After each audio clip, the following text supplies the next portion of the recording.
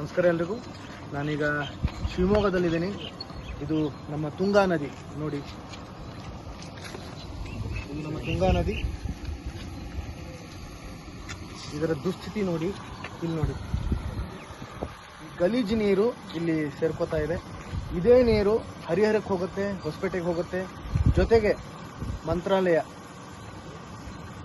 ಆ ನೀರನ್ನು ನಾವು ಅಲ್ಲಿ ಬಳಸ್ತೀವಿ. ಇದೇ ನೀರು ನಾವು ಅಲ್ಲಿ ಬಳಸ್ತಿರೋದು. ಇದು ತುಂಬ ದುಸ್ಥಿತಿ, ಇದು ದುರಂತ. ಇದು ನಾನು ನಮ್ಮ ಸ್ಥಳೀಯರಲ್ಲಿ ನಾನು ವಿಚಾರಿಸಿದೆ, ಈ ಒಂದು ಯೋಜನೆಗೆ ಎಷ್ಟು ಖರ್ಚಾಯಿತು ಅಂತ. ಸುಮಾರು 103 ಕೋಟಿ ಈ ಒಂದು ಯೋಜನೆಗೆ ಅಧಿಕಾರಿಗಳು, ನಮ್ಮ ಪ್ರತಿನಿಧಿಗಳು ಖರ್ಚು ಮಾಡಿದ್ದಾರೆ.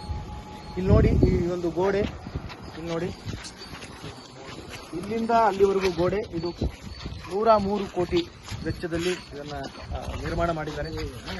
ಸ್ಥಳೀಯರೆಲ್ಲ ನಾನು ಕೇಳಿದಾಗ ಅವ್ರು ಹೇಳಿದ್ರು, ಈ ಇಷ್ಟು ಉದ್ದ ಗೋಡೆ ಮಾಡೋದ್ರ ಬದಲು ಮೆಟ್ಲುಗಳನ್ನು ಮಾಡಿದಿದ್ರೆ ಎಲ್ಲರೂ ಅದನ್ನು ಜನ ಬಂದು ಇಲ್ಲಿ ಕೂತ್ಕೊಂಡು, ಮಕ್ಕಳು ಬಂದು ಕೂತ್ಕೊಂಡು ನದಿಯನ್ನು ನೋಡಿ ಸಂತೋಷ ಪಟ್ಟಿರೋರು. ಆದರೆ ಇಷ್ಟು ಉದ್ದ ಈ ಒಂದು ಗೋಡೆ ಇರೋದ್ರಿಂದ ಇದು ಭಯಾನಕವಾಗಿದೆ. ಅಲ್ಲಿಂದ ಬೀಳೋ ಸಾಧ್ಯತೆ ಇದೆ. ಇದು ತುಂಬ ಅಪಾಯ ಇದೆ. ಅದರ ಜೊತೆಗೆ ಇಲ್ಲಿ ಇಷ್ಟೇ ಮೆಟ್ಲುಗಳು ಇರೋದ್ರಿಂದ ಇಲ್ಲಿ ಯಾರು ಬಂದು ಕೂತ್ಕೊಳ್ಳೋ ಥರದ್ದು ಇಲ್ಲ. ಇಲ್ಲಿ ವ್ಯವಸ್ಥೆ ಕೂಡ ಅಷ್ಟು ಚೆನ್ನಾಗಿಲ್ಲ, ಸ್ವಚ್ಛವಾಗಿಲ್ಲ. ಜೊತೆಗೆ 103 ಕೋಟಿ ಈ ಒಂದು ಗೋಡೆಗೆ ಖರ್ಚಾಗಿದ್ದು ಅದು ಸಮಂಜಸನ, ಅದು ಸರಿನಾ ಅನ್ನೋದು ಒಂದು ದೊಡ್ಡ ಪ್ರಶ್ನೆ.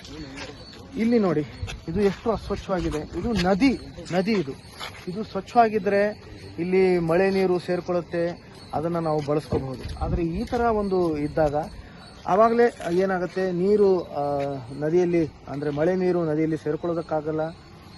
ಆ ನೀರು ಇಡೀ ಊರು ಹರಡುತ್ತೆ, ಹತ್ತಾರು ಸಮಸ್ಯೆಗಳು ಹುಟ್ಕೊಳ್ತವೆ. ಹಾಗಾಗಿ ಇದು ಸ್ವಚ್ಛ ಆಗಲೇಬೇಕು. ಜೊತೆಗೆ ಇದು ನೋಡಿ, ಈ ನದಿ, ಈ ಕೆಟ್ಟ ನೀರೇನಿದೆ, ಇದೇನು ಸೇರ್ಕೊಳ್ತಾ ಇದೆ, ಇದು ನಿಲ್ಲೇಬೇಕು. ಇದಕ್ಕೆ ದಯವಿಟ್ಟು ನಾನು ನಮ್ಮ ಸ್ಥಳೀಯರಲ್ಲಿ, ನಮ್ಮ ಅಧಿಕಾರಿಗಳಲ್ಲಿ, ನಮ್ಮ ಪ್ರತಿನಿಧಿಗಳಲ್ಲಿ ಕೈ ಮುಗಿದು ಕೇಳ್ಕೊತೀನಿ. ದಯವಿಟ್ಟು ಈ ನಿಟ್ಟಲ್ಲಿ ನಾವೆಲ್ಲರೂ ಸೇರಿ ಪ್ರಯತ್ನ ಪಡೋಣ. ಈ ನಿಟ್ಟಲ್ಲಿ ನಾವೆಲ್ಲರೂ ಸೇರಿ ಚಿಂತನೆ ಮಾಡೋಣ. ಆದಷ್ಟು ಬೇಗ ಈ ಒಂದು ಸಮಸ್ಯೆಯನ್ನು ನಾವು ಬಗೆಹರಿಯೋಣ. ಇದು ನಮ್ಮ ನದಿ ಅಂತಂದರೆ ನಾವು ಇದನ್ನು ಪೂಜಿಸ್ತೀವಿ. ಕೇವಲ ಪೂಜಿಸೋದು ಅಂತಂದರೆ ಬರೀ ಹೆಸರಲ್ಲಿ ಹೇಳೋದಲ್ಲ, ಅಥವಾ ಮಾತಲ್ಲಿ ಅದನ್ನು ನಾವು ಹೇಳಿದ್ರೆ ಸಾಲದು. ಕಾರ್ಯರೂಪದಲ್ಲಿ ನಾವು ಅದನ್ನು ತರಬೇಕು.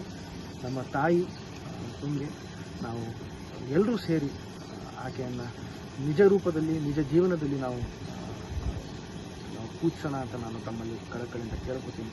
ಧನ್ಯವಾದ.